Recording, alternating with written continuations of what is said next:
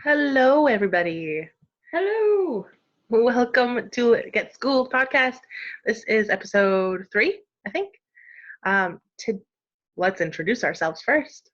This is Mrs. Kingsbury. This is Miss Prunier. I think she's Hello. on this side. I hope it records that way. I think so. Today we are going to be talking about Catcher in the Rye by J.D. Salinger. Um, you are currently working on this book with your students. What grade is that for? So it's for my juniors, my 11th graders. Okay, awesome. I have not taught this yet, but hopefully when we go through, you're going to talk about some of the plot summary just to catch everybody else up. And then we're going to go back and forth with some conversations, a couple different questions maybe from your students that they might have had, and I have some prompts as well. So it's going to be quite a fluid conversation, and we're just going to have fun and see where it goes. There's a lot to talk about with this novel, and there's a lot of really important things, especially thematically, that have helped it to progress and still stay in our canon of literature. So I'm excited to get going. Really briefly, is there anything that you want to talk about as far as J.D. Salinger goes, maybe separate from the novel, or any other works that he's written that you would recommend? So I would recommend my students read some of his shorter fiction, particularly this short story, A Perfect Day for Banana Fish, which is not what you think it's about. It will leave you feeling weird and funky, but unfortunately, what you think is most people are wrong about their interpretation of this short story. So I recommend it. It's strange, but it'll make you think for forever. And it also starts off with a nice Zen koan, which I didn't realize until I started researching Salinger that he was fairly obsessed with Eastern culture and religions as well. So he frequently does reference them in his works, and we'll discuss that a little bit later today. Yeah. He does have a publication of a bunch of his short stories. I think the book itself is called 9 Stories. I have it somewhere at school. But all of his short stories in that book, I think, have similar themes, but the way that he approaches um, the idea of coming of age and adulthood and humans interacting with each other in different ways, I think is really interesting to highlight how we perceive humanity and each other, and it's just really different from anything that you've probably read already. So I recommend anything, but yes, Banana Fish is a good one to start with. That's a good one. And then I am going to share a couple other things about J.D. Salinger. Real quick, I'm just going to share my screen and just show a couple things. So first of all, woo, goodbye ad for Vanity Fair. That's J.D. Salinger right there. He is half Jewish, half Irish American. He served in World War II. And as a matter of fact, you see it in this little blip here. This is a great article, by the way. I mean, I read it in its entirety, but Holden Caulfield's Goddamn War. The idea behind this is really showing you what J.D. Salinger experienced when he hit the beach on D-Day, for example, when he drank with Hemingway in newly liberated Paris, marched into concentration camps. The Catcher in the Rye, the first half of it was with him while he was in World War II. So there is a DVD out there called Salinger that was produced, and it was on Netflix in like 2013. I can't find it anywhere. I've tried to buy it. I used to teach it because I did teach Catcher my first year teaching high school. So I taught it at Laconia High School, and I just remember showing my students the documentary right on Netflix then. But I do have a hypothesis about it, and I haven't found any research about it. But I do think that Salinger's family is pretty litigious in the sense that they try to protect his work. And you'll notice there's no film adaptation of Catcher in the Rye. It would be inappropriate as Holden hates the movies anyway. Salinger wasn't the biggest fan either. at the same time, the main reason why he didn't ever sell the rights to Catcher, it would be because, well, one, that would be Holden Caulfield selling out, and he's not going to do that. And I think that also J.D. Salinger felt he closely identified with Holden, so much so that it would have been almost like putting his own biography out there for people to interpret differently. So I don't think he ever gave the rights for that reason. But I do wonder about where this documentary is. I can't find it anywhere. So if anybody finds it, 2013, let me know. It's from 2013. So sorry about the rabbit hole there. And then we also have, whoops, those are our notes. I have, oh no, let me get out of all my tabs. Too many tabs. This is While you're closing out of those, I did just want to mention, ooh, yeah, there is an an understanding of, legally between Salinger and his estate before he passed away. Anything that has to do with Catcher in the Rye is not supposed to be published with any images. So that includes cinematography, that includes the book jacket, anything that would have an image possibly representing Holden or, his story is not supposed to have a image associated with it directly from the source. Why are you looking at houses, girl? This is J.D. Salinger's house. Ooh. He passed away a few years ago. He was living in Cornish, New Hampshire, and he was kind of a mystery man. But this is where he lived on several acres in Cornish, New Hampshire. This is the house that many teenagers would go and try to notice the 70s decor there. That's so cool. Sweet orangey red carpets. I do love me a bay window. But this is where he lived actually for a while. I want to say he lived there with Jane Mansfield. I always forget her first name. But J.D. Salinger, just a little bit of background on him. He is from New York City, very much like Holden Caulfield's character. I think he had a sister, not an older brother. And then he went off to military school, actually. Pencey Prep is loosely based on a military school his parents sent him off to because, not dissimilar to Holden Caulfield's character, he wasn't very good in school, flunked out of several schools, and eventually ended up at this military academy. Finally, he ended up going off to the war, where he experienced huge tragedies. I would say that he, more than F. Scott Fitzgerald in Great Gatsby, which we've also read in this class, J.D. Salinger is really processing the war in this novel more than anything. But I think more than anything, trying to cope with the death that he's experienced too. So it is an interesting novel in that sense. And I know a lot of people like to talk about, actually, do you mind if I just go right into our summary from here? Sure, go for it. Yeah. Okay. While I'm at it, I'm just thinking, I'm sharing my screen. I'm getting used to all this newfangled technology here. Fancy party. All right.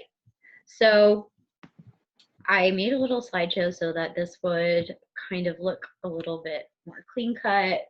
And it's pretty simplistic in the styling because I don't know all that fancy background stuff. But these are some of the different backgrounds you'll see for Catcher in the Rye. I personally like the last one the best because I think it will come into the title and the main metaphor throughout the story, which we haven't gotten to yet, but I'm really excited to get to that. So here we have a few. This graphic is awesome, and I will post this to Google Classroom for my students to reference. So I had to look at this for a hot second here because I was thinking, okay, how do I even read this?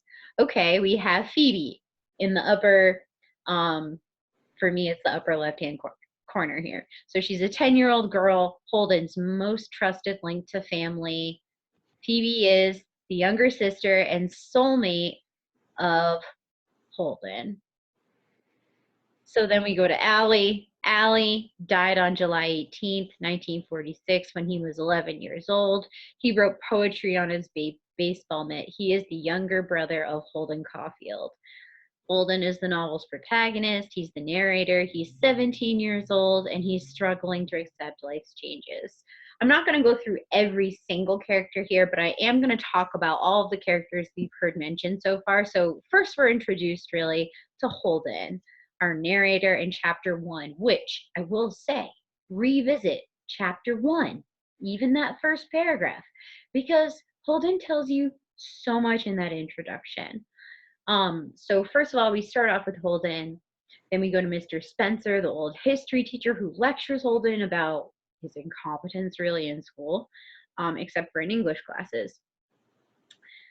We don't know Mr. Antolini yet, so I'm going to skip over him for now. DB, we know, is Holden's older brother. He's living out in Hollywood, prostituting himself. He's a complete sellout, and Holden's kind of frustrated with him for selling out because he thinks DB would be a better writer than screenwriter, which ironically is what a lot of authors did at this time to make more money, essentially. Even F. Scott Fitzgerald wrote screenplays for a living and hated it. We talked about this a little bit for Great Gatsby. Talked about Phoebe, talked about Allie, two of the more important characters here. And then I want to go over to Maurice, the pimp working at the Edmont Hotel in Manhattan. He is Sonny's pimp. Sonny is a teenage prostitute who we meet at the Edmont Hotel as well. And then we meet Jane. We actually never meet Jane Gallagher, or we haven't met her yet, rather. So stay tuned. We'll see what happens there. Jane, we find out, lives next door to Holden during the summertime that they spend in Maine. And then we meet Stradlater, Ward Stradlater, who is Holden's handsome secret slob of a roommate.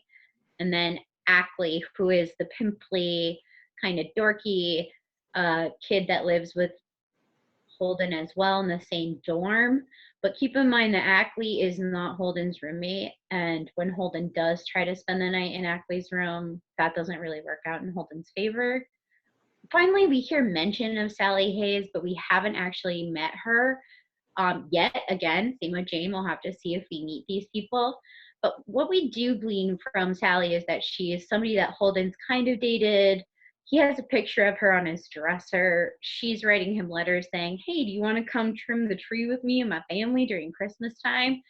So real quick, Miss P.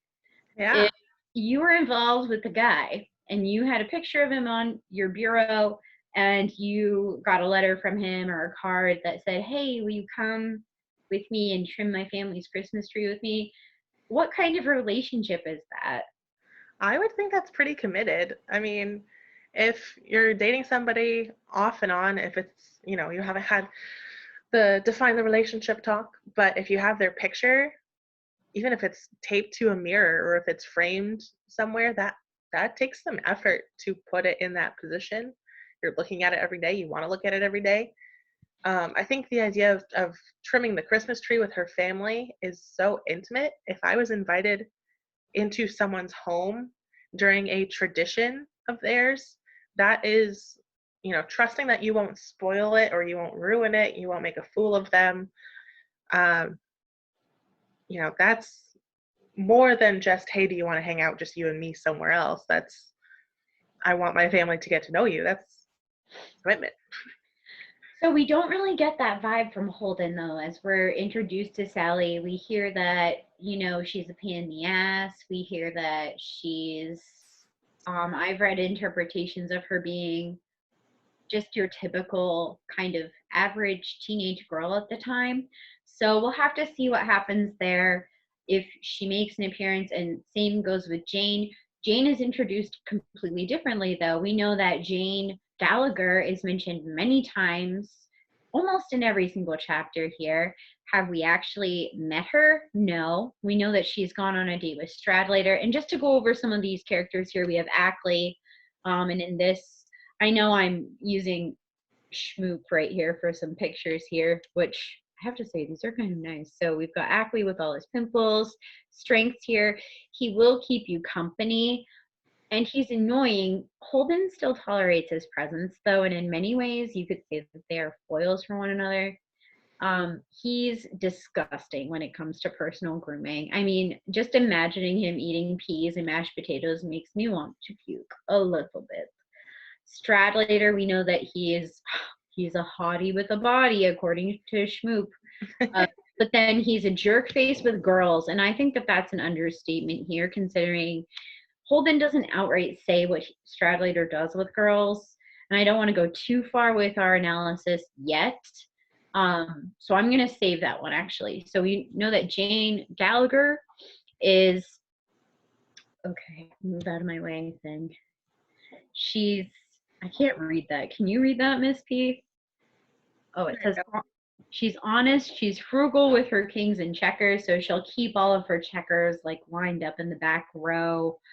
Her family background is complicated, to say the least. We know that her mother has been divorced and remarried, which during the time period was not very common. And then finally, I'm going to talk about Allie Caulfield very briefly here. We know he was redheaded, left-handed. He was a rare genius.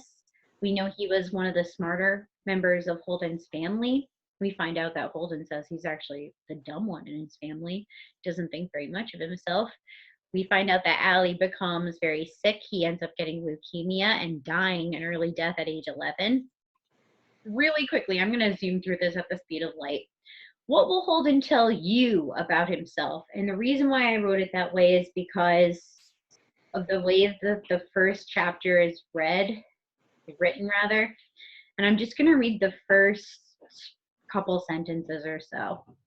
If you really want to hear about it, the first thing you'll probably want to know is where I was born and what my lousy childhood was like, and how my parents were occupied and all before they had me, and all that David Copperfield kind of crap.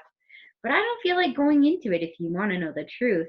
In the first place, that stuff bores me, and in the second place, my parents would have about 2 hemorrhages apiece if I told anything pretty personal about them. They're quite touchy about anything like that, especially my father.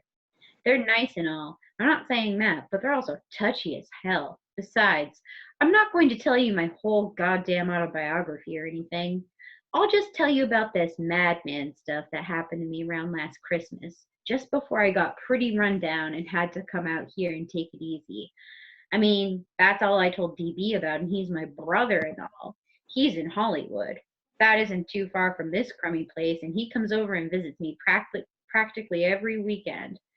Blah, blah, blah. He goes into DB, talking about DB. So real quick, we don't know who Holden's talking to. What will Holden tell you about himself? Is he talking to me? Is he talking to the reader? Is he talking to a psychiatrist?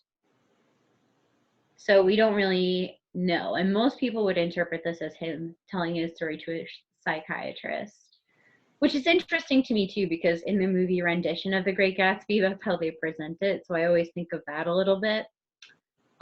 So really, really quickly, the summer between 1946 and 47, the Caulfields are spending their summer in Maine. They're living next door to the Gallaghers. On July 18th of that year, 1946, Allie passes away when Holden is 13 years old. That's the summer between his 8th grade and freshman year for him. So at 14 years old, right after his brother has died, I mean, I don't exactly know where Holden's birthday falls here, but I mean, he'll turn 14 at least during his freshman year, presumably.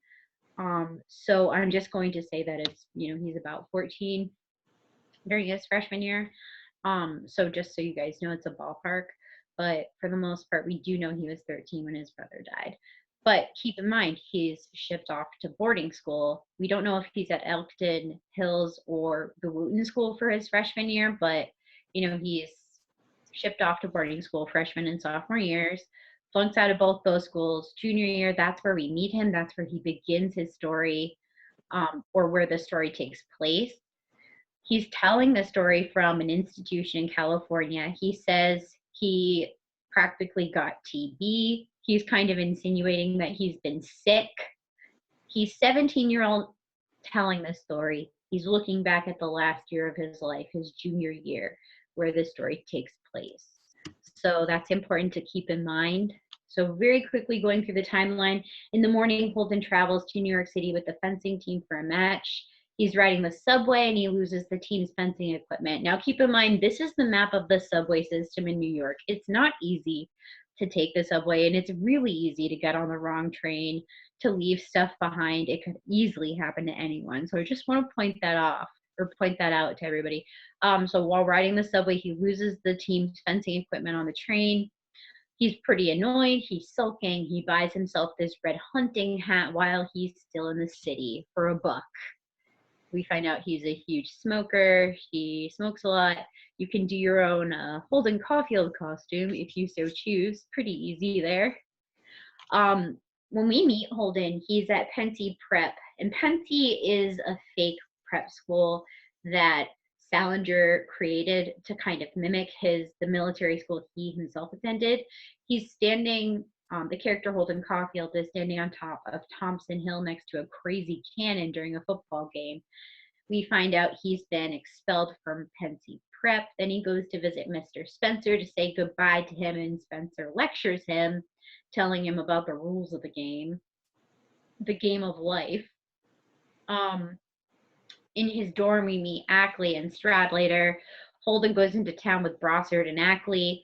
It's kind of a sympathy invite for Ackley too, and a lot of you guys, my students, notice that Ackley doesn't get a lot of sympathy from others except for Holden, so that's a good point. Holden goes back to the dorm. He writes the composition for Stradlater that a lot of people noticed. Think about the fact that Holden's getting kicked out of school, but Stradlater should get kicked out of school for cheating, right? So we know Stradlater's on a date with Jane Gallagher, and this sets the whole plot in motion, really. I mean, we have him being expelled, combined with this whole Jane Gallagher from the past component here. We know that they're childhood friends. We know that when Stradlater comes back to Pencey, and this is just a picture on the side, and my imagining of a pretend Pencey Prep in my mind here. We know that Holden has a fist fight with Stradlater about Jane Gallagher. Now, Stradlater comes home and he's pretty revved up. He's kind of ticked off, it seems. So he starts kind of playfully punching at Holden, like, 1, 2, 1, 2, let's play fight, And Holden's like, okay, not my style. But he can kind of tell that Stradlater is a bit miffed. And so that leads me to believe that Stradlater didn't get what he wanted out of his date with Jane, whatever that might have been. So we'll talk about that later. I don't want to reveal too much. We know that Holden gets bloodied up because he keeps egging Stradlater on. Now, it's not right for Stradlater to have punched him at all, but we know that he punches Holden in the face. That night at about 11:30, Holden wakes Ackley up. He goes into Ackley's room and tries to spend the night there. Then he decides, I'm just going to get out of Pencey altogether. So there's this fight or flight moment. What does Holden choose? He chooses to fly. He gets out of there. He sells his typewriter for $20, gets out of town. At about midnight, he wakes everybody in the dorm up by shouting at the top of his lungs, "Sleep tight, you morons," because he's so considerate. And I'm being sarcastic when I say that. Onward to New York City. So Holden goes to board a train late at night. He's still got blood all over his face on his way to the train station, and only cleans his face up when he's about to get back on the train, and he cleans it with snow. Even though Stradlater tells him to clean himself up, even though Ackley tells him to clean himself up after this fight, Holden doesn't actually do that until he's in a survival situation, using some snow to do it. So not doing a good job taking care of himself there. While he's riding the train, he meets Ernest Morrow's mother, and then he lies about his identity. He pretends his name is Rudolph Schmidt, which is actually the name of the janitor at the school. Once he gets to New York City, and actually just a couple of things to point out here just very quickly. This is kind of a similar styles you would see in the 40s into the 50s. And honestly, some of these silhouettes do follow us through to the 60s, where we really rebelled against these social structures. Like like wearing a hat out in public, for example. Most men would be seen out in public wearing hats, women too. Gloves, a lot of women wear gloves all the time as well, but around the 50s and 60s, mostly 60s, late 60s, we started to rebel against those. This is just a picture of a train station.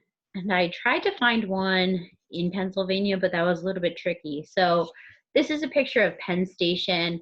I think these are actually the Beatles, but they're in some telephone booths here, and these are some taxis from the 40s right here in New York City. So when he gets to Penn Station, Holden doesn't call his old girlfriend. He thinks about calling her and then realizes that Sally Hayes's mom doesn't like him. And so it makes him start thinking about, kind of his history with Sally. But it's interesting to hear what Sally Hayes's mother says about Holden. She says that he's wild. She clearly doesn't approve of him. So he grabs a taxi, and then he asks the cabbie where the ducks go in Central Park for winter, which is a little weird. He accidentally gives the cabbie the wrong home address. He gives his home address when he means to give a fake address because he's going to check into a hotel. He calls Faith Cavendish, an older, more promiscuous woman that he met through an acquaintance, like a very vague acquaintance that he barely knows. So he calls this woman he barely knows very late at night. I mean, it must be like 1 a.m. at this point. So he's all alone. He decides to go to this club. He meets these 3 dumb girls. He's pretty harsh towards them, very judgmental. They end up sticking him with the check. This picture right here is actually the building where Holden Caulfield would have lived here. And then this picture is the Edmond Hotel. And then let's see, he goes to Ernie's, which is a jazz club in Greenwich Village. Instead of taking, sorry, I lost my place. He was asking the cabbie, he again asks another taxi driver where the ducks go in the winter during Central Park, and they talk about the ducks and the fish. And then they go to Ernie's. Ernie's a phony. The place is full of jerks, including Lillian Simmons and Captain Blop. From Ernie's, Ernest walks about 41 blocks back to the Edmond Hotel, which is quite the journey there. And then I just included some pictures. This is Greenwich Village. This is Washington Square Park, made famous by a lot of the beatniks and like Bob Dylan playing live there a long time ago. The Village Gate is an actual club. Ernie's is fake. The Edmond Hotel is fake. It's likely that some of these places or similar places did exist, but these specific places didn't exist. Sunday morning, 3 a.m. It's about 3 a.m. Holden's back at the hotel. He meets Maurice, who asks him if he wants to get a girl for the night. Now, this isn't Sunny. This is actually Grace Kelly, who was later the Princess of Monaco. So she's not just anyone. But I did want to find a picture of just someone wearing a green dress. So in the time period too. So I did try to find some visuals here. So Sunny, the young, probably underage, let's be real, prostitute arrives at Holden's room. Holden pays $5 just to talk with her. He actually ends up lying to her, says that he needs an operation. She sits on his lap a bunch and seems really interested in him. Then she leaves. She seems a little bit ticked off that he's taking up so much of her time. He pays her the $5, and then she leaves. Holden sits in a chair and starts talking to his dead brother Allie for a while. He goes to bed, he tries to pray, and then all of a sudden Maurice and Sunny arrive. They're at Holden's door. They want $5 more. Holden refuses to pay them the $5 extra, and then he and Maurice get into a fight. Sunny ends up taking the money and they leave. Holden pretends, though, that he has bullets in his gut, and then he finally falls asleep. Oh my God, that was a lot longer than I intended it to be. Sorry, Miss P. You're okay. Okay. A lot of little details that, because Holden is narrating, he's telling this story, I think it's important to, emphasize the fact that he is including all of these little weird details and moments of repetition, like the ducks, and details like how much money he has. like that's important. The weather is important. If we're looking at poetry and somebody mentions something more than once in a poem, we have to emphasize why that's important. For a story that someone's telling about themselves, even if it's a fictional character, I think it's important to look at the details that they're sharing. You know, Holden is very secretive, but at the same time, he wants to say certain things and come off a certain way. So what he's sharing has to be thought about, at least briefly. Yeah, when he says he doesn't want to talk about all that David Copperfield kind of crap, you have to know that David Copperfield is one of the most well-known Victorian novels published by Charles Dickens, starting with chapter 1, I Am Born.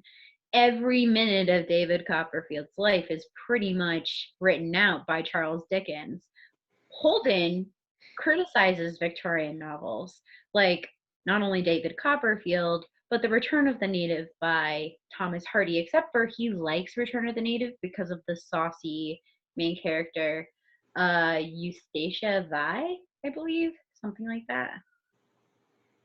Something, yeah, I think it's that. I can't find it right now, but I've read it before, and so I've read a lot of Thomas Hardy. I love Thomas Hardy as well. Dickens, yeah, overdone, overquoted. Probably, I feel like Holden has that, while you could say, and that's something we have discussed in class, is he a reliable narrator? And we've talked about how when he's lying, he's truthful about the lies he tells. And for example, in chapter 8, when he does meet Ernest Morrow's mother, he tells us right away that he's going to lie to her for fun. It's to entertain himself in that moment. But later on, lying serves a different purpose for him. So, lying to the girls in the lavender room and saying his name is Jim Steele, he thinks makes him seem more mature, but really the girls end up making fun of him all night anyway. So, asking him things like, where's your dad tonight? Does your dad have a date? I mean, we know that Holden has this desire to enter the adult world. Is he ready to? No, not at all. As a matter of fact, anytime he tries to come off as more adult, he almost makes himself look cornier and younger. So it's pretty contradictory. And Colden, that's not his name. Holden is kind of a walking contradiction. So in the repetitiveness, in chapter 2, when he's talking to Mr. Spencer, he's criticizing old Mr. Spencer with his bathrobe, who has the flu. By the way, what a nice old man to visit his student who didn't put in any effort whatsoever. What a nice man to say goodbye to him and to really care, because he cares deeply about Holden. Otherwise, why the hell would he give him the time of day? So his house, like he's literally welcoming him in and they're having a conversation. And it seems like a private, safe place where Holden could say what's really wrong with him, which I don't want to reveal unless you have a question about it. I don't have a question about that particular part. I was thinking we could talk about that type of thing at the very end, so maybe in our next podcast. But what I did want to mention is that he is very, cognizant of when he's lying. He knows that he's lying and he's not shy about confessing either to a psychiatrist or however the story is being told. Yeah, like I can't think of words right now. His thoughtfulness about his deception, and he's not really thinking twice about why he would lie, but he lies about little things like wanting to get out of Spencer's house, wanting to change his name a couple different times, depending on the situation, depending on the adult that he's talking to. Do you think that has any underlying meaning about what he thinks being an adult is? Because he lies about his name and he lies about stupid little things. Let me rephrase this. How do you think Holden would define being an adult? I don't think he's in the mood for that right now or ever. I don't think he'll ever be in the mood for adulthood. I think that when he says someone is phony, it reminds me of when Trump says something is fake news. It reminds me of that because most of the time it's not fake news, and most of the time Holden's just saying something that adults do. You know, he'll mention things like Lillian Simmons, for example, DB's old girlfriend. Let's let's just look at if we just look at that one moment with he just bumps into her at Ernie's and he seems kind of happy to go to Ernie's, you know? He's finally in a place where oh, I'm just trying to get it. Okay. Let's see. And then he starts talking about the frickin' ducks in Central Pond. I'm trying to find the moments where okay, so actually let's talk about a time when he doesn't lie. So he doesn't lie to Faith Cavendish of all people. You know, he doesn't lie to this person who's very, very distantly connected. He doesn't know her. You know, he knows somebody he's met once knows this woman and has mentioned her name. We can infer that she's, I mean, I think they say she's a stripper at one point, but I can't find that now. I don't have it highlighted in my text anyway. I did listen to the audiobook of it. By the way, I listened to about 5 chapters of it today just to remind myself for this. So I'm just going to say if you're really far behind, it's possible to get caught up that quickly.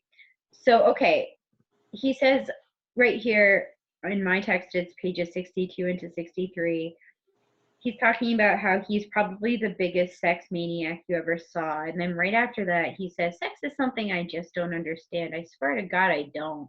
So he might like think he knows a lot about it, or he assumes he does, or something like that, presumes to know, but he doesn't. I mean, he's actually a virgin. So I feel like he does that a lot.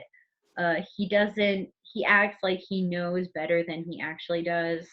Um, and then he'll go in and instead of calling someone like Jane, who would most likely be pretty receptive to hearing from him, he goes and calls somebody he doesn't even know, can't make a connection with. It's almost impossible to form a connection with this woman at what, 1 a.m. or something. I mean, she seems pretty fed up to be woken up in the first place. So I think that he lies to protect himself. He lies to himself continually through the novel. He lies to himself about the real problem in the novel. He doesn't even confront it to begin with. He rips it up. You know, he doesn't want to deal with it. It's avoidance. Yeah, I think he's doing all of these little things like pretending to know about sex and then veering away from it, like not wanting to get intimate with the prostitute and, you know, coming off as someone who might be older when it's really hard for him to actually embrace anything that would be real in terms of adulthood. Coming from the perspective of older people, right? We have been through our teenage years. I think it's easy for us to know when someone is younger than us. When I was 13 and 14, I just knew that everybody was older. You know, like you can watch The Little Mermaid and she has this moment where she's like, I'm 16. I'm not a little kid anymore. And now watching that, we're like, yes, you are, honey bun. So I'm 16 years old. I'm not a child. it's easy for us as adults to perceive what Holden's doing as foolish and as like a failed attempt at trying to be an adult. But I think looking at how he's changing himself in order to make those connections or try to appear as an adult is really fascinating. He smokes, right? It's the 40s. A lot of people did it. But I think that's definitely something that he tries to do to come off differently. He is welcoming himself into these social situations where he knows he's going to have to talk to adults about adult things, and all he does is lie. So whether or not he's ready to be an adult, it's very clear that he is not an adult yet. I mean, adults aren't, I don't think this is true of all adults. I mean, everywhere, in every moment. I mean, I definitely have moments where I'm less confident, but for the most part, I mean, I'm pretty confident in what I do and how I do it. I'm not insecure with myself or who I am. I mean, if people like me, cool, but if they don't like me, I'm not going to waste, it's not going to ruin my day. I mean, I can't tell you how many times I've heard kids call me names under their breath. I mean, it happens when you're a teacher that will occur. I mean, hopefully they're like, she's awesome. But instead, I mean, sometimes they're like, oh, that, and I mean, we hear it, but it's like, okay, well, whatever. You think I'm being mean today. Like, whatever. I can't let that get to me. Holden hasn't gotten to that point, but also he has experienced incredible trauma that's never been addressed.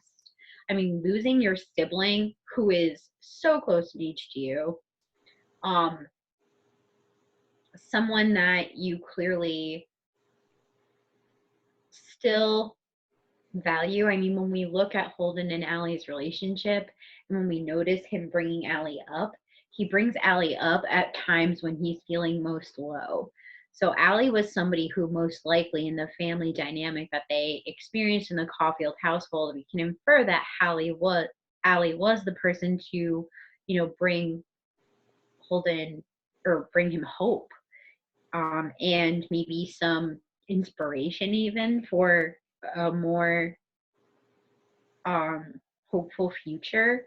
I don't know if Holden ever really processed Allie's death. I mean, July, his brother dies. By that September, he's off at school, his freshman year in boarding school, where he flunks out that year.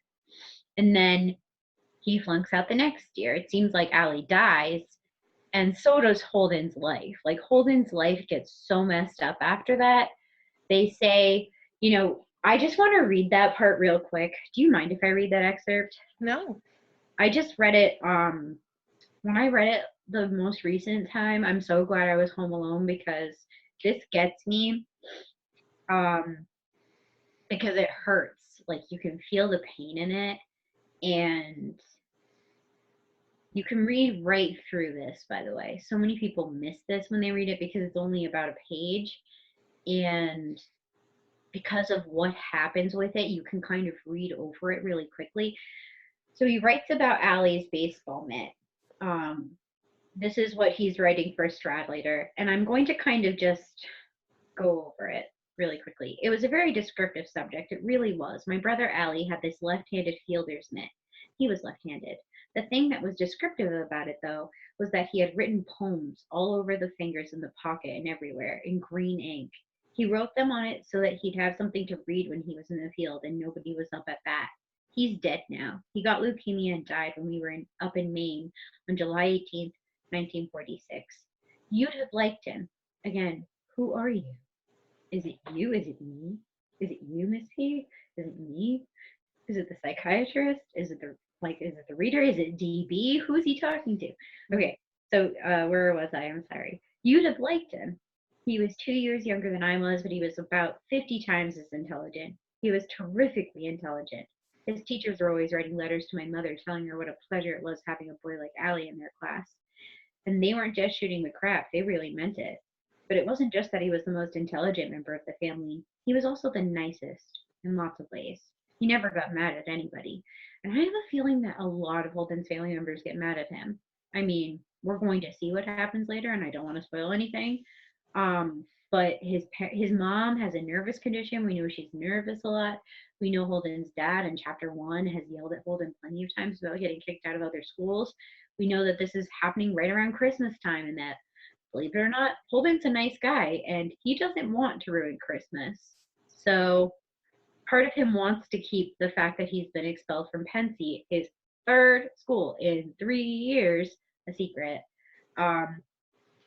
So we find out that Allie has red hair. He never got mad at people. And that's... Oh, and then I wanted to go to this part. He used to laugh so hard at something. he thought of at the dinner table that he just about fell off his chair. I was only 13, and they were going to have me psychoanalyzed and all because I broke all the windows in the garage. I don't blame them. I really don't. I slept in the garage the night he died, and I broke all the goddamn windows with my fist, just for the hell of it. I even tried to break all the windows on the station wagon we had that summer, but my hand was already broken and everything by that time, and I couldn't do it. It was a very stupid thing to do, I'll admit, but I hardly didn't even know I was doing it. And you didn't know, Allie. My hand still hurts once in a while when it rains and all, and I can't make a real fist anymore, not a tight one, I mean. But outside of that, I don't care much. I mean, I'm not going to be a goddamn surgeon or a violinist or anything anyway. So it's like he writes it off with this sarcastic, like, well, I'm not gonna be a violinist anyway. God damn it, you know? But he is, it's clear in this moment that he's lost a part of himself. He's sharing it with his roommate. His roommate interprets this as complete crap, something he can't turn in for a project, and therefore it holds no value for Stradlater in any way because it can't serve him at all. It doesn't do anything for him. Stradlater is a huge jerk. I mean, Holden's opening up to him.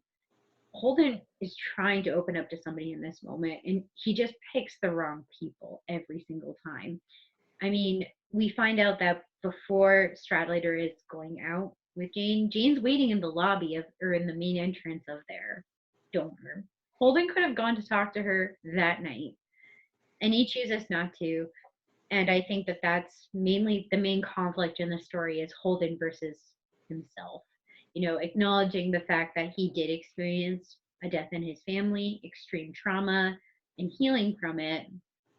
Unfortunately, at the time, I mean, it's the late 40s, early 50s, depending on how you want to look at it here. And I mean, not only was it more common for women to be dealing with psycho issues like psychoanalytical issues like this, you know, we've talked about how Zelda Fitzgerald was institutionalized and died in an institution. It wasn't as common for men to be institutionalized. It did happen. I mean, plenty of people got lobotomies around the 20s and 30s. I don't think it continued after the 20s. I want to say it stopped. Hopefully, it stopped around the 20s. But I mean, our knowledge on mental health was still so novel at the time that it's not like we could have. It's not like many teachers, for example. It's not like Mr. Antolini or Mr. Spencer would have been able to identify the signposts for depression, a severe depressive disorder, which Holden does have. I mean, by the end of chapter 14, I mean, I think it's chapters 12, 13, and 14. In every single chapter, he grows increasingly more depressed to the point at the end of chapter 14, after the fight with Maurice, he feels like he has a bullet in his guts. He's pretending he does, which is so corny because there's even a scene where he's like, oh, Jane lights my cigarette, and I don't know if they kiss, but it's one of those, do you know in a horror movie or something where there's like a killer in the background and somehow there's a romantic scene and there's two people that kiss and you're like, what the hell are you doing? Do you ever have that moment where you're like, they're gonna kill you. Get out of there. Why are you making out? It's not right. I freak out when that happens. I'm like, don't do that. There will be time if you survive this. You know, that it gets to me. So Holden, yeah, he's depressed. He's growing more and more depressed. I mean, you could argue that he doesn't have sex with Sunny because he's too depressed to have a libido. But I mean, he is that depressed right now. He hasn't even slept until the end of chapter 14. Keep in mind, he's been awake for over 24 hours at this point.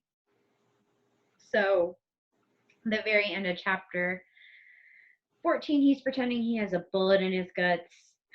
He's like, I'd crawl back into my room and call up Jane and have her come over and bandage up my guts.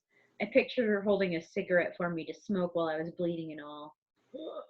Like one of those scenes where you and then he feels like committing suicide, like jumping out the window at the very end of chapter 14, which he doesn't do because he doesn't want the rubbernecks to see him looking at him when he's all gory. So yeah, he veils over all of these really weird details as if they're nothing. Like, it's clearly symptomatic of his depression and his anxiety potentially, if he has anxiety. I think that feeling of having bullets in your gut, even if you're just pretending, if that's what he's visualizing and that's the sensation that he's feeling, that's depression. That's the physical response that his body is having. Even if he's lying about it, um, it's symptomatic of a much bigger problem. And then having the connection to smoking, the idea was that, especially in the old times, right, you're supposed to have a cigarette before and after sex, and it's supposed to have a connection because it's indirect kissing if you're sharing a cigarette with someone. And during any injuries too. I remember seeing a movie from long ago that somebody was incredibly, oh God, who is it? I want to say there's a movie, like it's Jurassic Park or something, and it's Jeff Goldblum or something, and he has a cigarette when he's injured. Something like that. I feel like there's a moment like that that it reminds me of, where there's somebody with a severe injury and they light up a smoke right as they're about to die. And it's like, okay, well, you're about to die. What can you do? Yeah. You know? And then following that up with thoughts of suicide, even if it was something that he wasn't really considering, for him to confess that in that moment, it shows his train of thought. It shows how potentially violent he was to himself, even if it's just how he perceives himself and how he cares about what other people think of him. It doesn't matter if people see your bloody body, you'd be dead. It doesn't matter.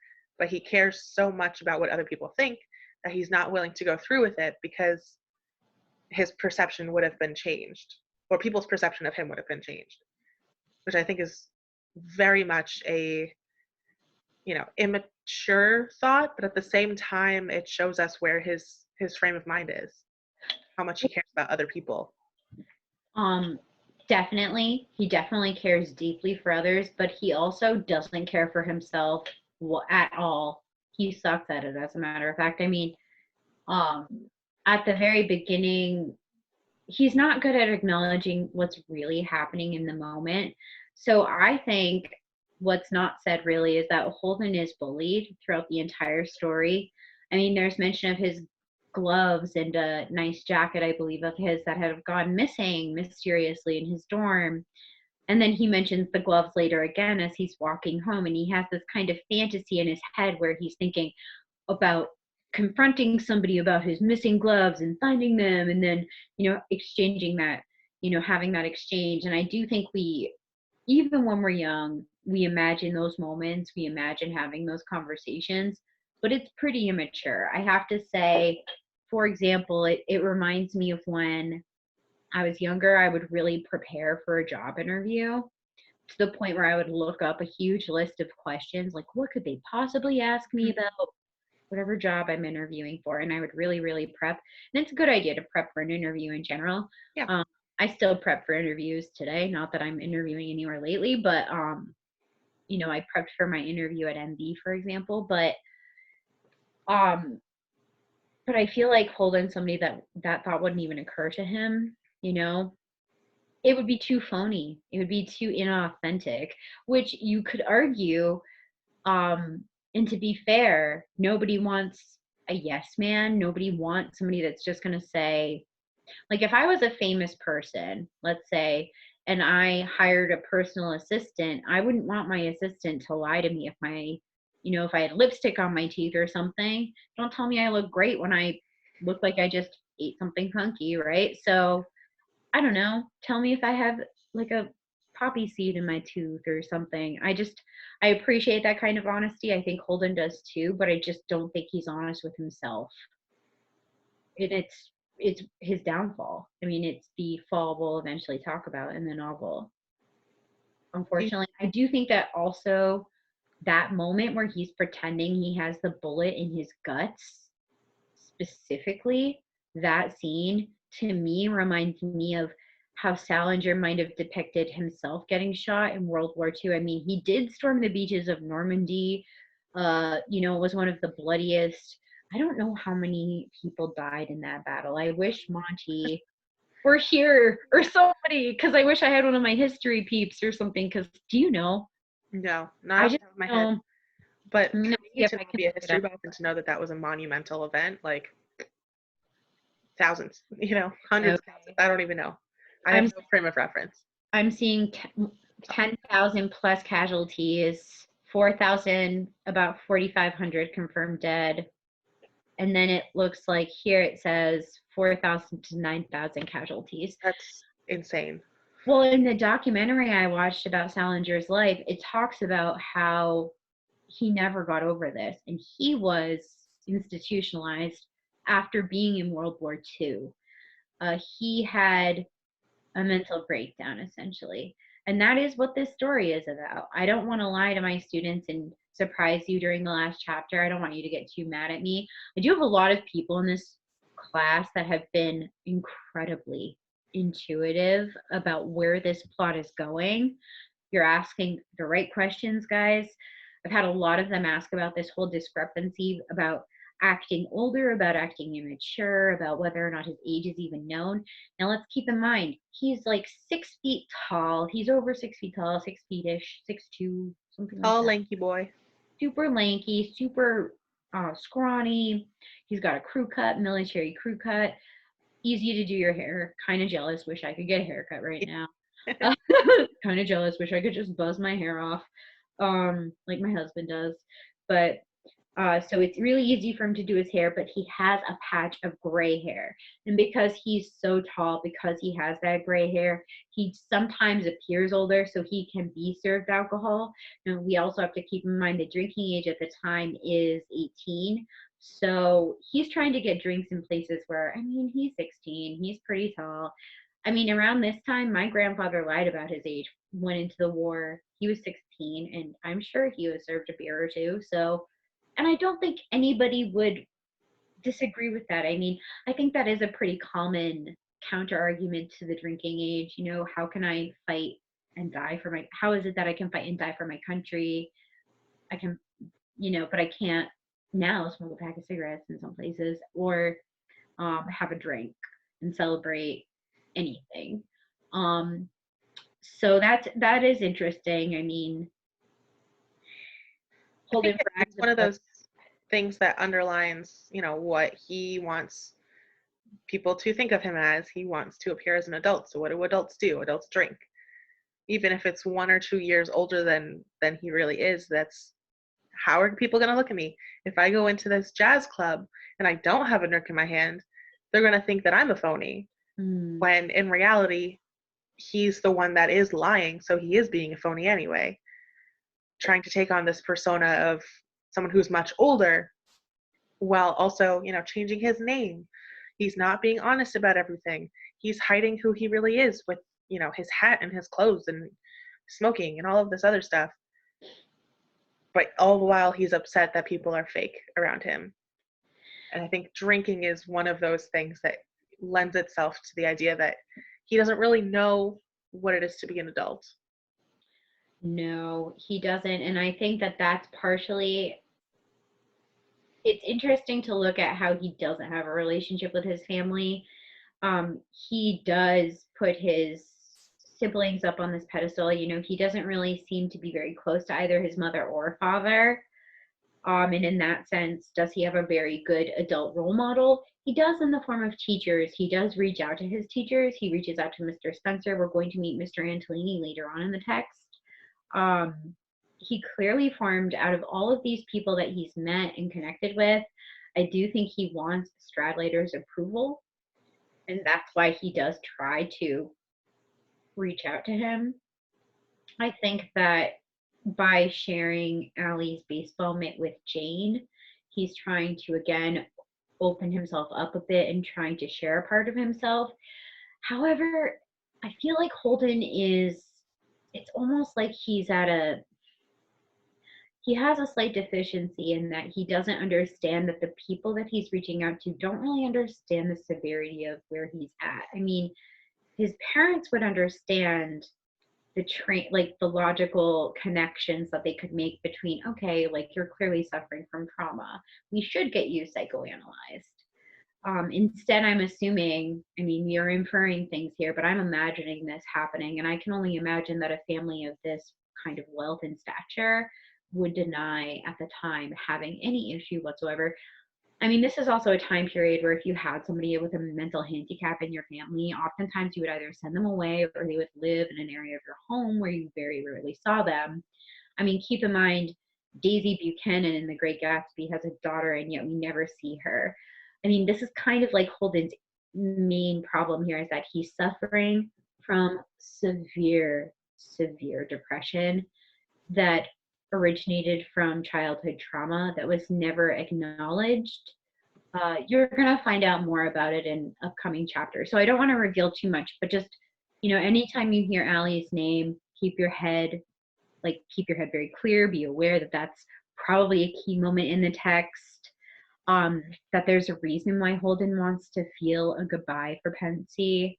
That there's a reason that Holden doesn't really bring up Phoebe at first, because he's first of all not going to tell us all that David Copperfield crap. So he's not just going to say, okay, logically, I'm going to introduce you to all my family members. And, it would be nice if he would just, give everything all at once and be more organized with his thought process. Unfortunately, we're getting the madman stuff that happened to him around last Christmas, the way it happened. And as he's presenting his mental disintegration, we only learn about Phoebe in chapter 9. She's more of a new character at this point, but she's his 10-year-old sister, very similar to Allie, which I think is why he might avoid bringing her up for a little while. He, first of all, also keep in mind that he's, now in New York City, so now he's like, okay, I'm at home. My family lives here. Oh yeah, this is who my family is. So I think that that's kind of part of it. But I also think you mentioned that he's really judgmental. I would say that a lot of times he passes these judgments and he's not always right about them. I mean, he tends to hold his younger siblings up on this pedestal, and then he condemns his older sibling for being a prostitute, a sellout. And yet he admires his brother's car and admires the fact, I mean, he does admire the fact that his brother makes good money. So Just I think want to clarify real quick. His brother is not sexually a prostitute. Oh, no. Just because I know the first time I read this, I was like, oh, is he a prostitute? Paying attention careful to like the word usage. But the fact that Holden's brother, goes off to Hollywood to sell out, essentially. I think that's the phrase that we would use now. Mm-hmm. In order to make money, in order to make a name for himself, starting to write for Hollywood. We know how Holden feels about movies, so he thinks that that's a big joke. And he has a higher perception of his brother because of that. So he's calling him a prostitute because he's selling out. It's not that he's selling sex. But that word choice is so powerful because it's another misinterpretation of a sexual act. And he's sexualizing his brother being an author, and that's really strange to me. I just wanted to touch on that real quick because that's a powerful word. Yeah, saying he's a prostitute. I think he's saying he's selling himself for Hollywood in that sense. He's like whoring himself out for Hollywood. And I could see how in his cynicism he would phrase it that way. I kind of love Holden's snarkiness and his bitterness. I do love it because I did read this when I was 16, and I think when you're feeling angsty and emo, which I was at 16, Okay. I felt like Holden was speaking truth into my soul here, but he's a walking contradiction. So many of his judgments are not only incorrect, but we talked about this, he repeats himself time and again. His lies don't always add up.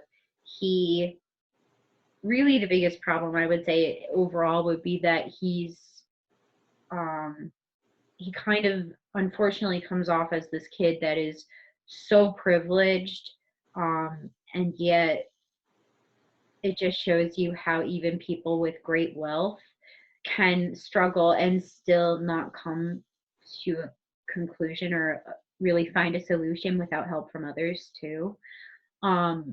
It's interesting to me too that it does. I can't actually say anything right now because I want to spoil stuff so badly. So I'm gonna shut up.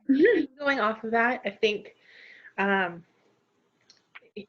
the idea of coming from such a wealthy lifestyle, the schools that he went to could not have been cheap. Uh, Mm. for him to mess that up time and time again, his parents probably not getting involved with that side of things, just saying, okay, we'll go to another school, that has to take an emotional effect on him. I was watching a video earlier, and it mentioned a couple different things that he repeats over and over. And the phrase sort of or kinda is repeated almost 200 times within the book.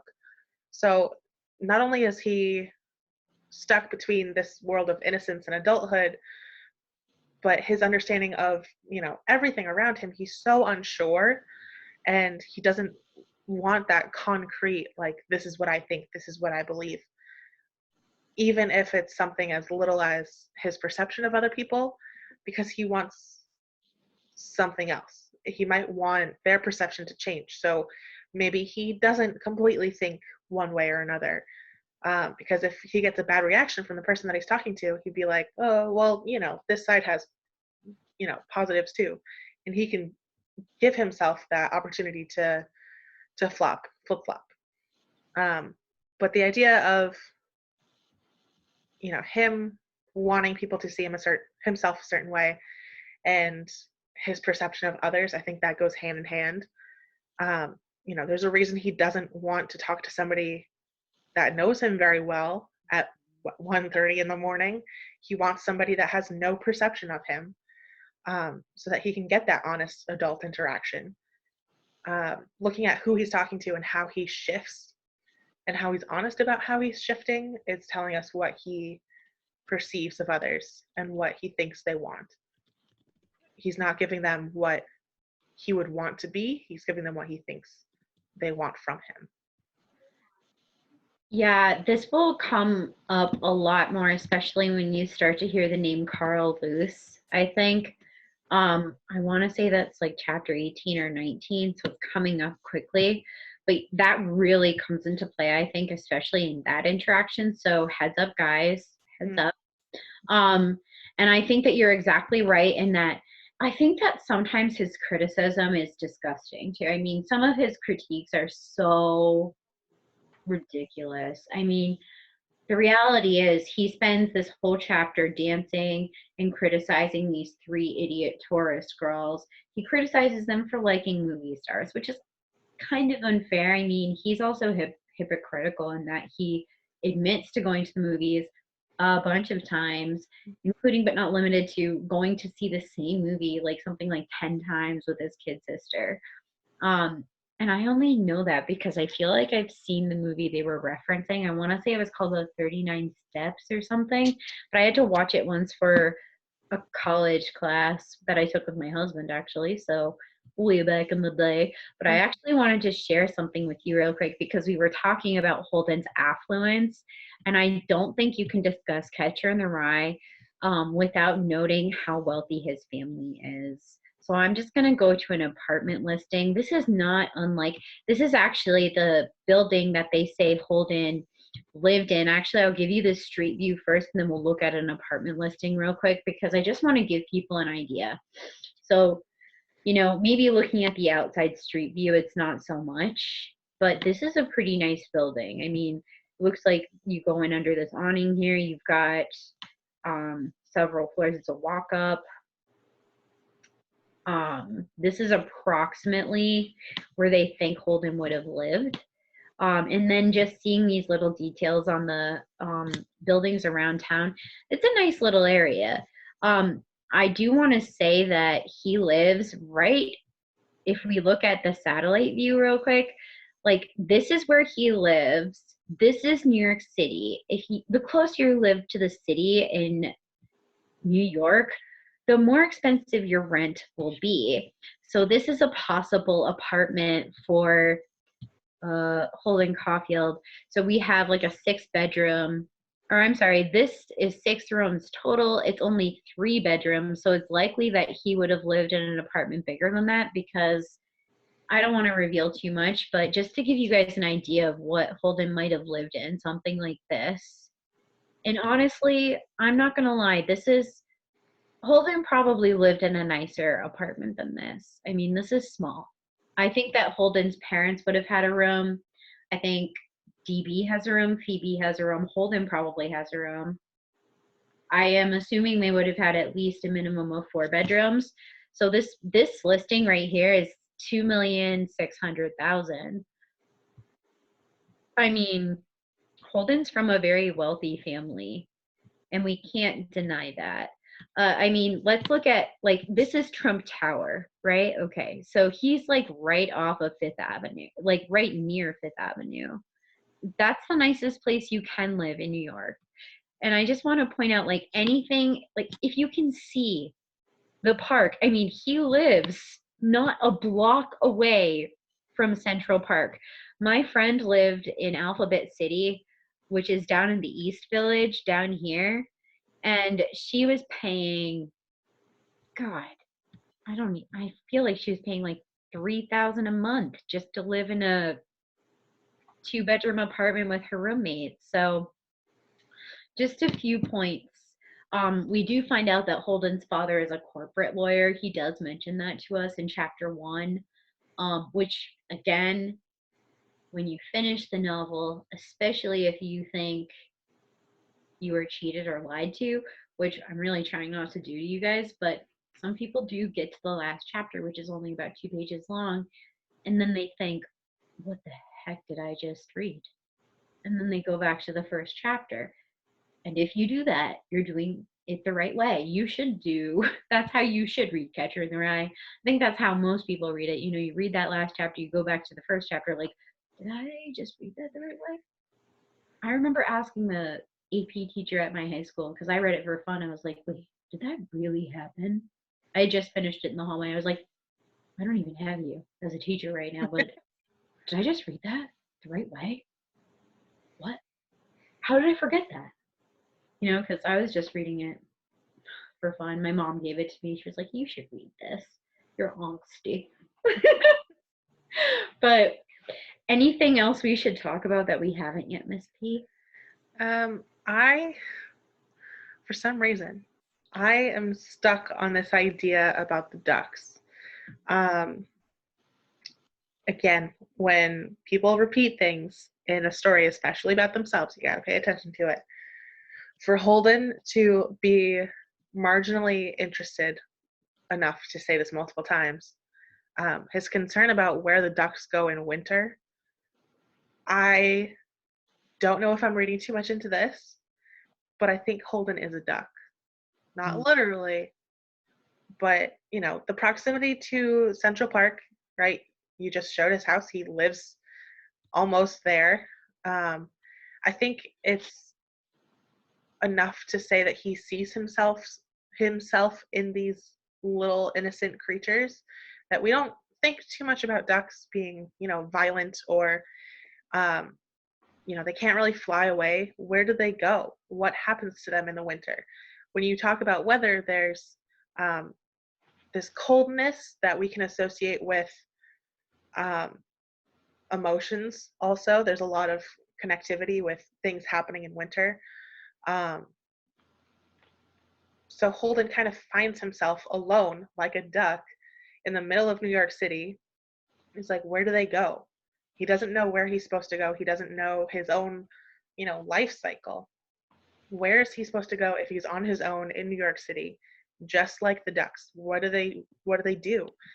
I know where they live because that's where he lives, and he's close enough to them where he sees this. You'd think that somebody who lives close enough to where the ducks live, that he would have paid attention to it. But this far into his life, he doesn't know what happens. And I think he's seeing that in himself. And I know I'm probably reading too much into it, but I love analyzing the symbolism behind things. And I think for him to see himself in the ducks of all animals, I think that's pretty powerful. You don't look at a duck and you don't run away. You go, oh, I want to feed it. It's poor, innocent, little fluffy little duck. It's cute. You don't go, ooh, that's a manly duck, like a moose. You know, you'd think of like a larger, more masculine creature. Even an owl. Like the differences between a duck and an owl. There's so much symbolism there that I could go on, but I think that's an interesting choice for Holden to mention and be interested in. So basically, there have been many interpretations for the ducks and the fish in The Catcher in the Rye. The way that I tend to look at it is that I wanted to say, first of all, I'm just going to look through here really quickly and just kind of like skim through it. He's talking to Horowitz, the cab driver. This is not the first cab driver that he's talked to about this. And he's asking about the ducks in the Central Park Lagoon down by Central Park South. And then Horowitz kind of changes the topic actually from the ducks to the fish. Holden's asking, do the ducks, do they fly away by themselves or go south or something? And then the cabbie's like, it's really, really late at night, by the way. So just keep in mind that the people that are getting more and more frustrated by Holden as the evening wears on, he's like, how the hell should I know? He said, how the hell should I know a stupid thing like that? I could just hear it in New York and the New York accent there. And Holden saying, don't get sore about it or anything. And then Horowitz actually, Holden observes, I stopped having a conversation with him. If he was going to be so damn touchy about it, but he started up again himself. He turned all the way around again and said, the fish don't go no place. They stay right where they are, the fish, right in the goddamn lake. The fish, that's different. The fish is different. I'm talking about the ducks, I said. And then Horowitz doesn't understand the difference. So this whole wondering about the ducks, Holden throughout this entire novel is on the brink of adapting into adulthood. We want to see him flourish, in like go into the adult world. Does he do this yet? Has he done it yet? No. So he's on the brink of this huge change in his life, or so he thinks. But Horowitz is kind of proving to him, and he says, Holden's freaking out, like, what do they eat? What do they eat? What do they just swim around looking for food and all. What do they do when the lake is solid? How do they look for food then? And then Horowitz says, their bodies, for Christ's sake, that's what's the matter. What's the matter with you? Their bodies taking nutrition and all right through the goddamn seaweed and crap that's in the ice. They got their pores open the whole time. That's their nature, for Christ's sake. See what I mean? He turned way the hell around again to look at me. And then Holden's letting it drop. And then Holden asks him to have a drink with him. Because again, he's trying to grasp at connections that he can make. Unfortunately, it's unfortunate that he didn't feel in the mood to talk to Jane Gallagher. Again, the only person he probably would have actually felt comfortable talking to throughout the whole novel. Let's see. And then Horowitz says no. And then finally he says, if you was a fish, Mother Nature'd take care of you, wouldn't she? Right. You don't think them fish just die when it gets to be winter, do you? And then Holden says, no, but you're goddamn right they don't. So basically what Horowitz is trying to point out is that, and it's complicated, but Holden, it's philosophical. It's almost Zen philosophy. So looking at the fish and the ducks, I don't literally interpret Holden. I can see that, while the ducks do migrate south, and they do change their location in that sense, and Holden is changing his location, the ducks are still staying true to their overall nature, to their pattern, their migratory pattern. And so basically, Holden's fixation, his obsession almost, is on this change, the adaptation he's about to make. The fact that he hasn't gotten to that point yet. There is this thing called the imagined audience when you're a teenager, this idea that people are looking at you, and you do carry that into adolescence, I would say. Personally, do you think I care what I think about like my hair looking bad one day at school? Or no, I don't care about that. Not anymore. I used to care, don't now. I actually never really cared about that much, being that honest. But Horowitz is just trying to point out the difference between the reality. Sorry, I can't like form words right now. The reality is that the fish and the ducks, they're similar, and that they just continue on with their lives as they normally would. Holden doesn't really know how to do that. there's kind of this break, this disconnect. And you start to see that especially when he imagines that he's disappearing as he's crossing the streets. And he hasn't done that in New York City, but he did do that in was it chapter 1? Really? See, I said chapter 1 was, yep, chapter 1. After I got across the road, I felt like I was sort of disappearing. It was that kind of a crazy afternoon, terrifically cold, and no sun out or anything. And you felt like you were disappearing every time you crossed a road. So I look at this as disassociating with himself, with what's really happening in reality. And if you get that in chapter 1, you have to know that Holden isn't quite sane throughout any of the novels so far. Can you trust him? I don't think you should distrust him. He's not lying to you, the reader, or the you that could be the psychiatrist or his brother DB. I don't think he's lying to us. He could be lying to himself. He could also be lying to us, though. So we do have to take that, whatever he says, with that, grain of salt, and know that he could also be exaggerating. I don't think he is, because he does tell us about the crappy parts too for him. He tells us about how he does. I mean, he admits when he pretends that the bullet is in his guts. He says, "But I'm crazy. I swear to God I am. About halfway to the bathroom, I sort of started pretending I had a bullet in my guts." And this isn't the first time he pretends, which again, pretty immature. Going back to that immaturity. Also, like, go to bed. Like, it's bedtime. Put yourself to bed. That drives me nuts. That's actually a pet peeve of mine when people I do it too, actually. I fall asleep on the couch sometimes, but I'm like, go to bed, Mrs. Kingsbury, go to bed. So, and then he blames it on the movies, like the goddamn movies, they can ruin it for you. So he always has someone to blame or something to blame. It's never his fault. He never takes responsibility. But really, it's not so much responsibility, it's more accountability. It's more admitting that you have a problem so you can solve the problem. I mean, that's what they tell you. If you have a depressive episode, you do have to work towards or through it. I don't think Holden knows. I mean, I think Holden knows he's sad. I don't think he knows the why of it so much. I think if he did sit down with somebody, he could find some answers, some reasoning. I feel so bad for him. I can't help but feel so bad for him. And I know he has money and I know he's a rich kid, but my heart goes out to him because even though he's rich, even though he has all of these resources at his fingertips, he's so alone and I think he's too scared to ask for help. I mean, if he asks for help, he's going to appear more yellow than he already is. I mean, even though he can admit that he's yellow, which means he's cowardly, nobody really wants to be a coward. Nobody really wants to get taken advantage of the way he got taken advantage of by bullies at school, or by Maurice the pimp, or the girls at the nightclub that stick him with the bill. By the way, can we just talk about how he meets those 3 girls at the nightclub?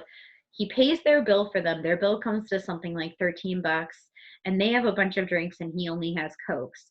They don't even offer to pay their bill. He gets stuck with the tab. Then fast forward to his night with Sunny, the prostitute. She only costs $5. He pays her the $5. Then she gets moody, wants 5 more. Why doesn't he just pay the $5 extra, call it a night, right? Instead, he ends up being insistent that, "No, you only said $5, I swear." And the pimp comes in and punches him in the stomach. So I don't know. There was somebody who wrote in their journal, "Why won't Holden shut up already?" or something like that. And I couldn't agree more. Maybe he saw it in a movie that he hated so much. Maybe it's this idea of like the macho gangster man that, has to stand up for himself, and maybe he's trying to be more masculine, and he got, run over once and he had to physically actually pay for it, so maybe he doesn't want to face that again. how he deals with these like little societal interactions is so fascinating, because he could have just said like, I only had Coke, I'm not even old enough to be here, and then said I can't pay for alcohol and face those consequences, like whatever consequence that might have been. There's different ways to maturely deal with these situations, but the way that he does it always seems so fake. He gets taken advantage of a lot, but at the same time, you don't really, I mean, some of us might feel sorry for him. I feel sorry for him for having experienced trauma. I don't necessarily feel sorry for him that older people are, they've taken advantage of him in this situation. Yes. Should he be paying this woman or these three ladies, these tourist bills, after a night out at a club drinking and dancing? No, they're not on a date. There's nothing that says he's supposed to. He's not even drinking alcohol. And I can tell you, especially in New York City, you want a drink that's that type of adult beverage in New York City, you're spending easily $20 minimum, sometimes 30, just for one beverage, which is so stupid, by the way. But Yeah, it's like $10 at Applebee's. How much is it at a jazz club or yeah, a bar in and New New York York? City is so expensive, especially where actually he's in a crappy part of town. Sorry guys. Beep. He's in a poopy part of town.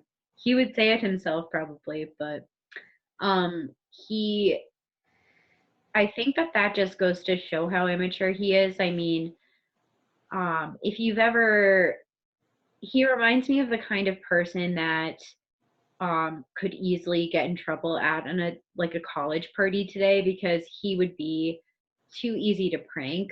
I mean, I see Holden as a target a bit because he's tall. Yes, maybe he looks a bit older, but you could also say that because he's so tall and scrawny. I mean, a lot of young adolescents, especially male adolescents, have that kind of build where they haven't quite filled out yet. And I think that Holden isn't at that point where he's really filled out into himself. I mean, they talk about how people grow into themselves a bit, and I think Holden still has a lot of that growth to do. I think he would tell you that though too. So that's why when it comes to him being an unreliable narrator, I know that he's trying to make himself sound better in the story, but really he does by giving you some of his opinions salt and peppered throughout the accounts that he gives you. I think he lets you make your own, uh, you know, you develop your own opinion of what's going on, and you develop your own opinion of Holden, which I have to say, people tend to either love him or hate him, and there tends to be no middle ground. Maybe some people understand him or sympathize with him or something, but I think most people either really enjoy the novel or really do not like it. It's usually one or the other. I personally love it. I can't get enough of Catcher, but um, it's very unlike Gatsby. I'm really glad that we started with Gatsby this semester. I've never started with Gatsby. I usually start reading Catcher, but I'm glad that we're getting this experience in my class because I'm getting to see what they think about Holden as he develops and as he's going through this madman stuff. And I keep thinking too about how the last time I went to New York City, I went to New York around Christmas time, and I saw the tree lighting in Rockefeller Center. And I actually went with my sister, my younger sister, and one of my other sisters happened to be there because her husband sells Christmas trees in Brooklyn. So I ended up somehow in this massive crowd meeting up with my other sister in there. And so there's this picture of us all in front of the big Christmas tree in Rockefeller Center, and it's really cool, but it's also, I mean, so touristy. It's packed. It's a really busy time of year, so it's really easy to get lost, which is what Holden wants. He wants to disappear, and he's about to. I mean, he has disappeared. His parents have no idea where he is right now, technically. So Like a duck in winter. Mm-hmm. I'm sticking with it. I think the idea of the fish is more like they're trapped, like they physically can't go anywhere. And that's maybe what Holden doesn't want to be. He wants to be an adult that has the freedom to go somewhere. I don't know. I'm I think you stuck could on look that at it that way. symbolism. Yeah. I mean, if you can make a claim for it, you could develop a thesis for it. That could be your thesis for an essay. I say go for it. I will. Love the different ways to look at that symbol in general too, because there's so many different ways to look at the ducks. And some people say that the ducks are a symbol of innocence. Some people say that Holden questioning where they go is like questioning where Allie went after death. Um, but I mean, I like to look at different ways of looking at it. So I don't have one answer for that question, what they represent. I wish I knew more about Eastern philosophies. I'm personally not that, as an atheist, I relate to Holden in that. So I don't really know as much about it. But I mean, if anybody does, I'm interested in hearing more. So anything cool about fish or ducks in Eastern culture? Anybody know anything? Leave it in the comments below. Anything else, Miss P, before we call it quits for the day? Did you want to talk about his hat at all? Right. Okay. How could we forget like the most obvious symbol? So first thing I want to say about Holden's hat is that okay, so he buys it for $1. He likes to wear it backwards, so it's not usually depicted the correct way. Like the bill is not usually going forwards, it's usually backwards. So in that sense, he's also kind of covering part of his face up depending on the cut of the hat if you look at this hunting hat. So there's that to look into. When he first puts it on, he tells Ackley it's his people shooting hat, and some people tend to interpret that as like when he's wearing the hat he shoots people down. Okay, he shoots people down throughout the whole novel. He doesn't really become close with anyone.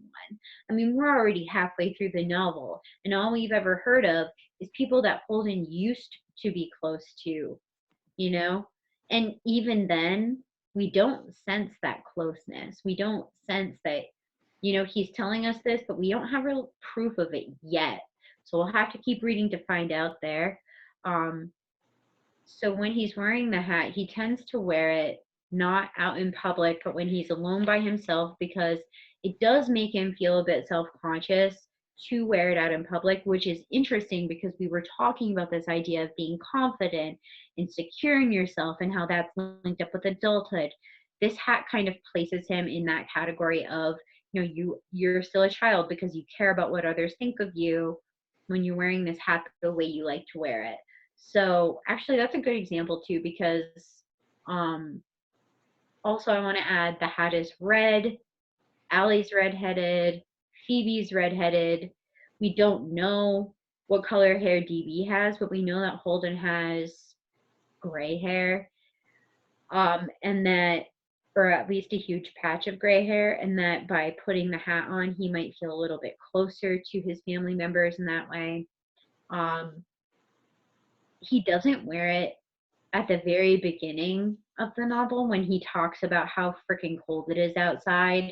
He's complaining about it nonstop in chapter 1 or 2 when he's walking over to old Spencer's house, and yet he doesn't put it on his head. So it also shows us that even though he has the resources, the ability to take care of himself, to make himself feel better, he doesn't. So there's a few ways of looking at it, but again, I always like to look at symbols from many different ways because they could represent more than one thing. So I hope I hit some of the main points you were thinking of, Miss P. Yeah. I was going to mention Allie's hair color and how it reflects that too.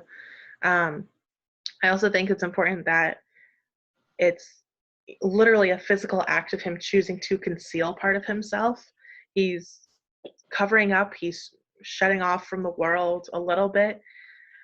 Whether or not he's using it to block things out or to block people from seeing who he really is, like different patches of his hair, different colors.